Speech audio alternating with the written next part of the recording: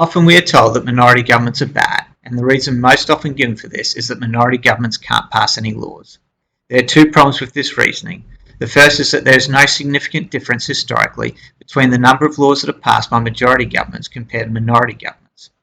But where the real difference lies is in the quality of laws that are passed. When there are majority governments, bad or poorly thought out laws are more often passed compared to minority governments, because a majority government does not need to properly make their case or give due consideration to the ideas of others. They have the numbers so they can just get the law passed without any real accountability. The other problem with this reasoning is that it rests on the assumption that governments need to be constantly passing more laws, when in fact we'd be far better off if governments passed less laws. The main reason why our lives have become so complicated is that we're over-legislated and over-regulated.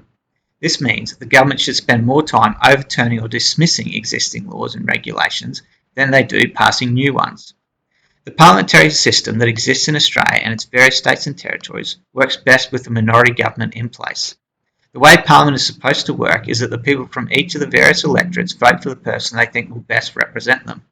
Then all of them meet together to present their different ideas and suggestions in order to collectively work out what is best for the people of Queensland.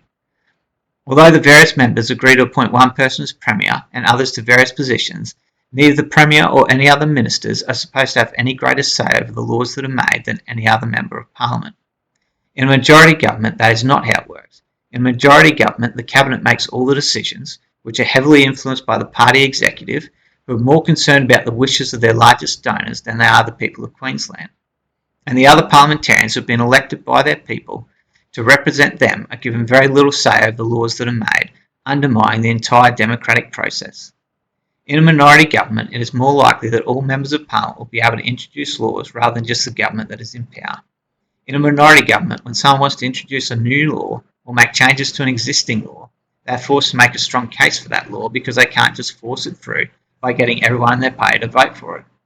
It also means that the suggestions and amendments presented by others must be properly considered, not just ignored, as is the case with majority governments.